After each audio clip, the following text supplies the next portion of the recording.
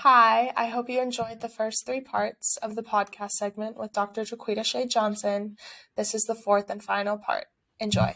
And I know you're a professor, and I was curious if you're, I guess, incorporating any of those ideas in your any of your classes that you're Oh, I teaching, or definitely do.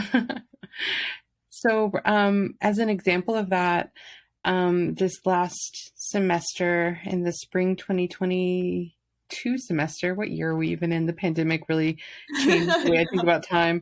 But in spring 2022, I taught a class on Indigenous literatures, and one of my priorities for that class was to include was that my the reading assignments for the class were all written by living Indigenous women.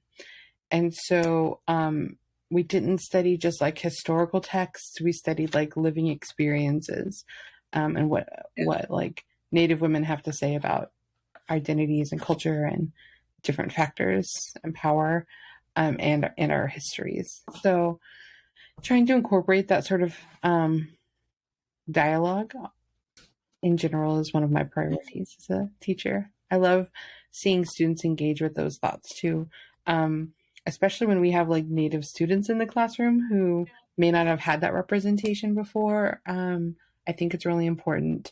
We also have been fortunate to have Joy Harjo for our 3-time poet laureate of the United States. So that sort of like Indigenous women's visibility is, I think, at a high point right now. And it's really exciting to get to share that with my students, and to get to think about it for my job. That's a pretty cool position to be in. I'm very thankful.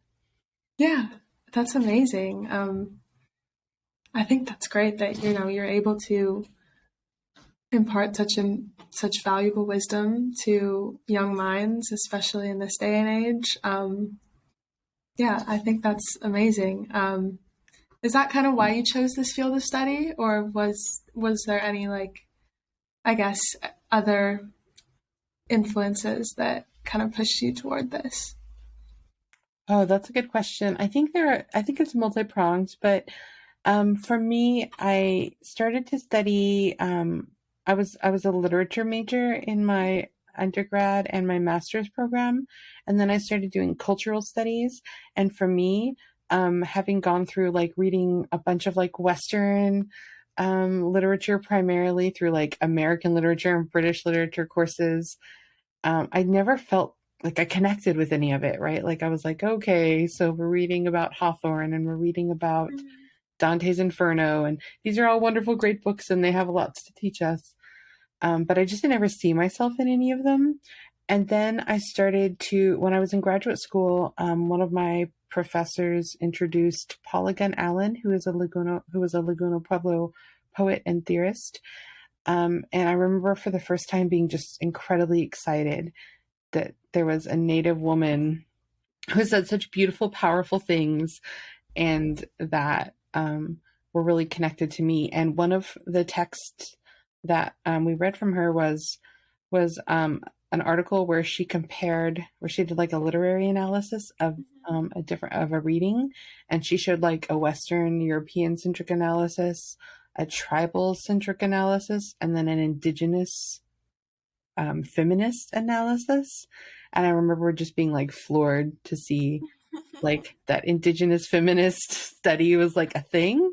And I remember just being like, this is what I want to do. And so doing that and then marrying that with my own connections to the land and to the things I told you about, like food, and my own connections to my community. And that sort of brought me where I am here today. That's great. Yeah, there's so much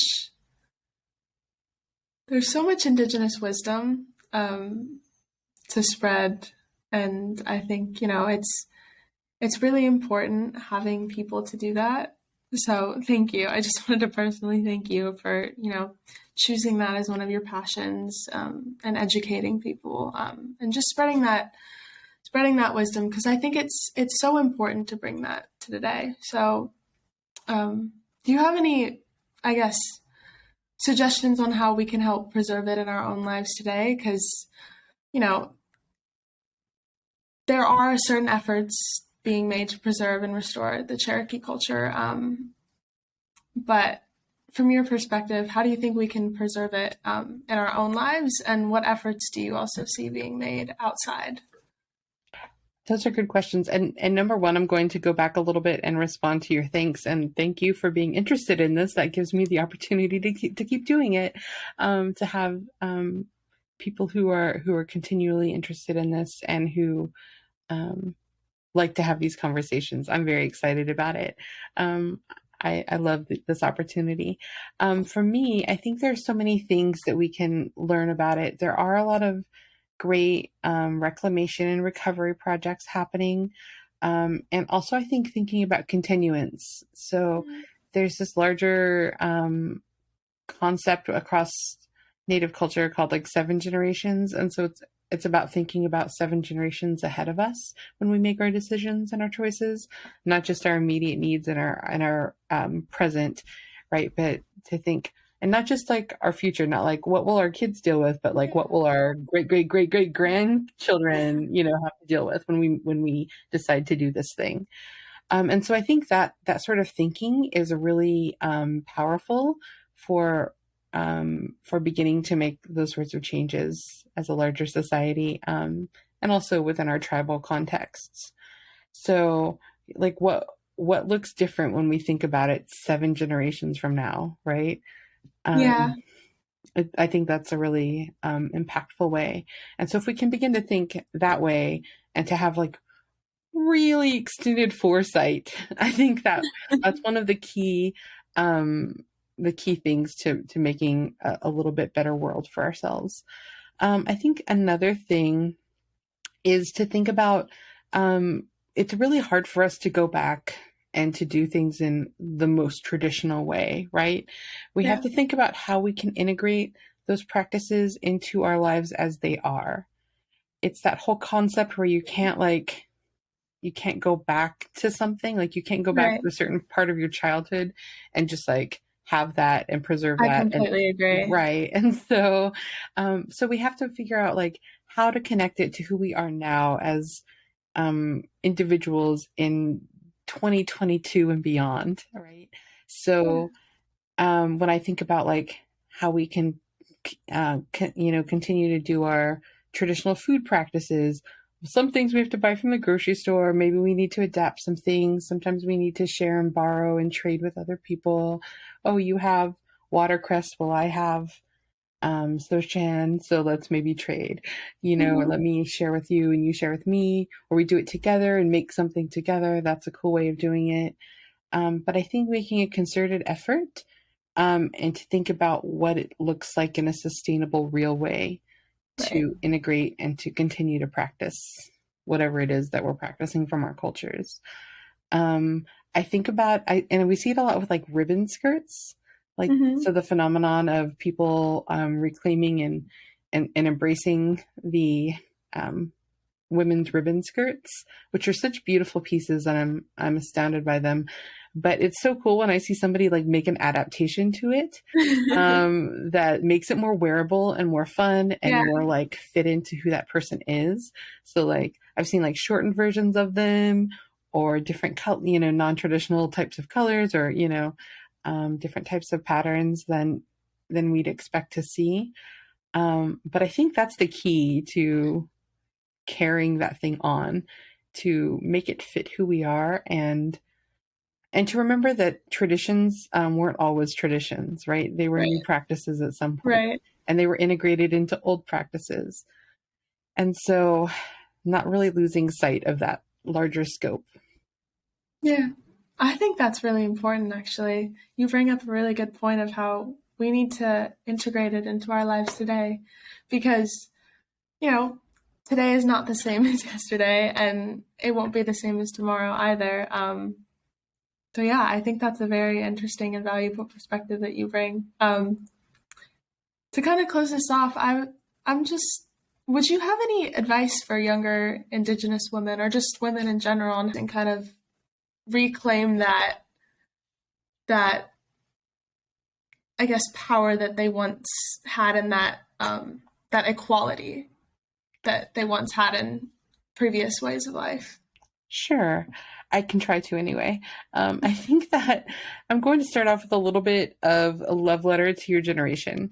So I think that that our youth and that young women and young Indigenous women growing up today, I'm so hopeful and excited for you all.